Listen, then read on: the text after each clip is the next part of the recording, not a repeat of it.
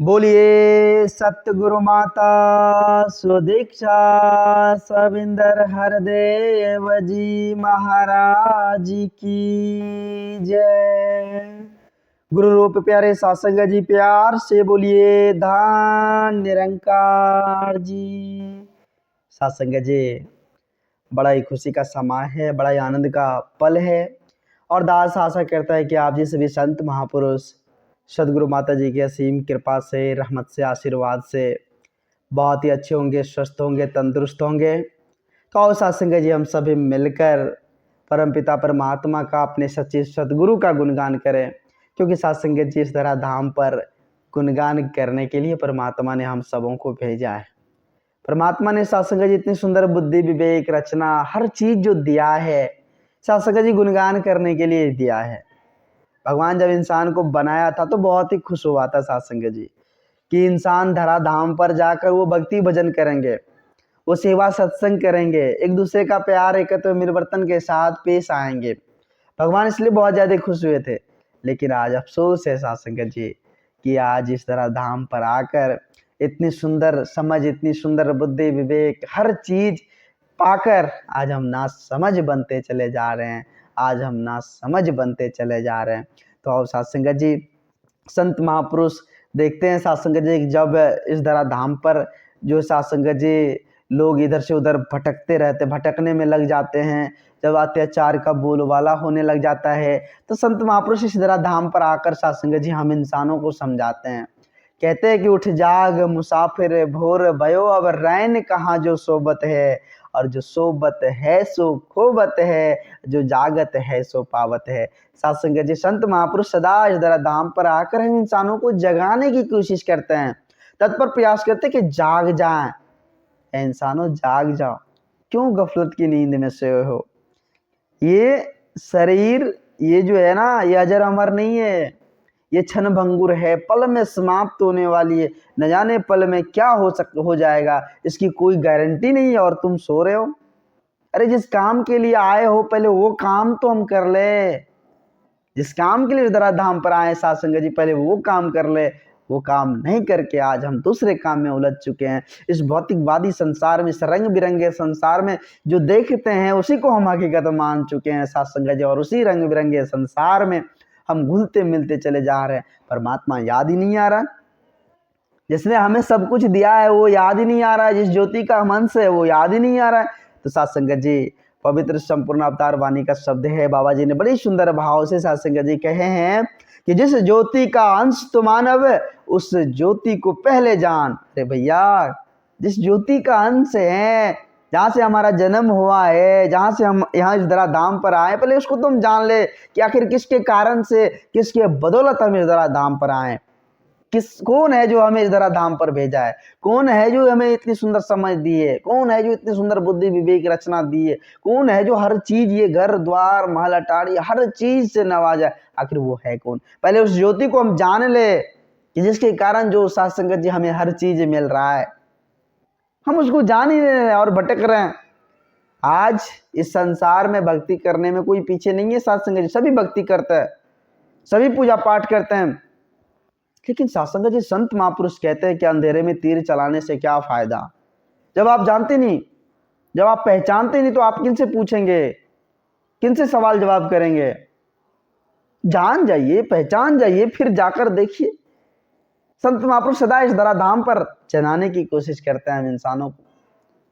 सत्संगत जी संत कबीरदास जी महाराज जी ने कहना कि तू कहता कागज की लेखी और मैं कहता आंखन की देखी। आंखन की देखन वाली बात सत्संगत जी उन्होंने क्यों कही, क्योंकि उन्होंने सत्संग पार ब्रह्म परमेश्वर को, परमपिता परमात्मा को साक्षात इसका दर्शन किया था, इसलिए वो आंखन की देखन वाली बात कही ना। लेकिन आज हम समझने को तैयार ही नहीं। हम तो सत्संग जी कहते हैं वो भगवान को कोई कैसे जान सकता है, भगवान को कोई कैसे देख सकता है। आज हम इस भ्रम भ्रांति में जी रहे हैं। सत्संग जी, सत्संग जी कह रहे हैं संत महापुरुष कि फूल को मसलने में देरी हो सकती, लेकिन परमात्मा को देखने में उतनी भी देर नहीं लगती। कहाँ भटक रहे हैं, कहाँ जा रहे हैं हम फुर्सत में हैं कि नहीं, विचार कर रहा होगा सत्संग जी। आज सत्संग की बातें हो, संत विचार की बातें हो, संत महात्माओं का सेवा सत्कार की बातें हो तो वहाँ हमें समय नहीं मिलता, हजार काम आ जाते हैं, हजार काम सामने ऊपर करा जाते हैं, हमें तो ये काम है, हमें तो इस काम को जाननी है, ये काम वहाँ जाएंगे तो छूट जाएगा। सत्संग जी जो देने वाले हैं, जो हर चीज से हमें नवाजा है, उसी की मर्जी है वो सत्संग आया ना सत्संग जी, उसकी कृपा है ना, पहले वो काम कर ले, क्योंकि सत्संग जी वहां जाने से हम उस ज्योति को हम जान पाएंगे, जिसका मन से, जिस परमपिता परमात्मा के हम संतान, उस परमपिता परमात्मा को हम जान पाएंगे। और वो तभी संभव है सत्संग जब सतगुरु का ओट आसरा होगा, जब सतगुरु के श्री चरणों में हम नतमस्तक होंगे, जब सतगुरु के श्री चरणों में नतमस्तक होकर पूर्ण समर्पित भाव के साथ सत्संग जी हम खुद को समर्पित कर देंगे, फिर जाकर वो परमपिता परमात्मा का एहसास कराएंगे सत्संग जी, प्रकट कराएंगे। और इस परमपिता परमात्मा इस अजर हमारा विनाशी इस परम प्रकाशी का दीदार कराएंगे सत्संग जी।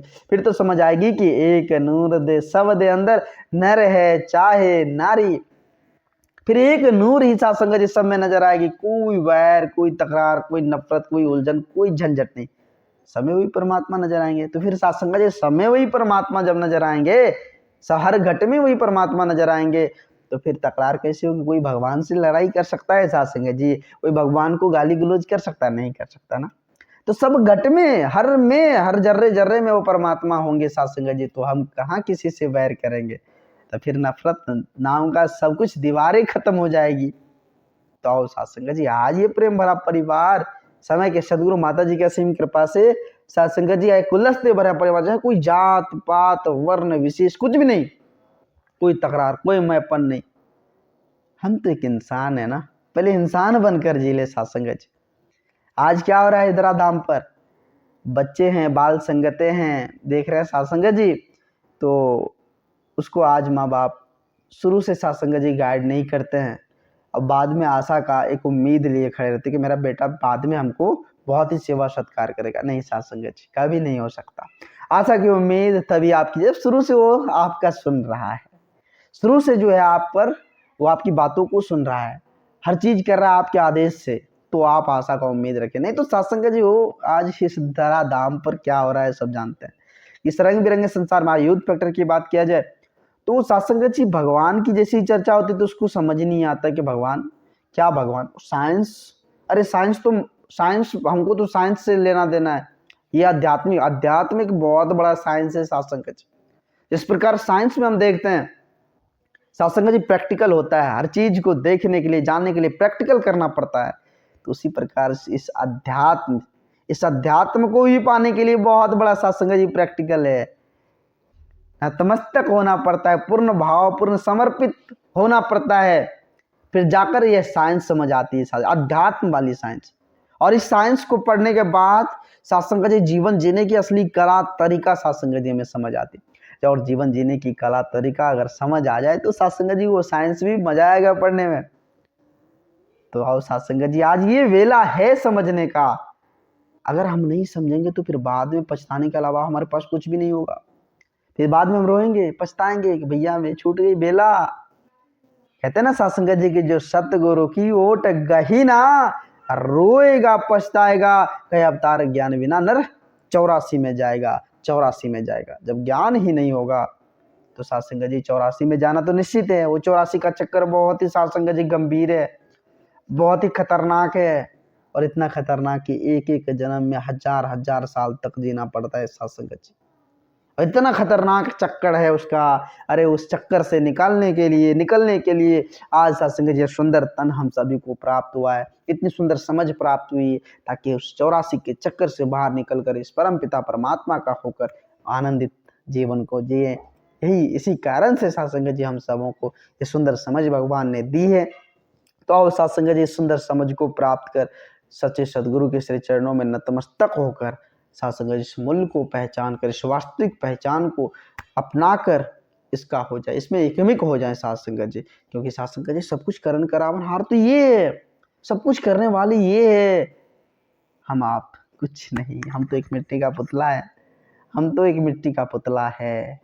आप तो करण करावन हार हो, आप तो जग के पालन हार हो। आप जी कृपा करना, रहमत की बारिश करना, सदा संत महात्माओं का आदर सम्मान कर पाए, सदा संत महात्माओं की सेवा सत्कार कर पाएं, ऐसी सद्बुद्धि देते हुए संतों की टोली में बैठाए रखना। आप जी कृपा करना। दास भूल चूक के लिए आप जी से भी संत महात्माओं के श्री चरणों में क्षमा चाहेगा। दास को माफ करते हुए अपने श्री चरणों से जुड़े रखना। प्यार से बोलिए धन्य निरंकार।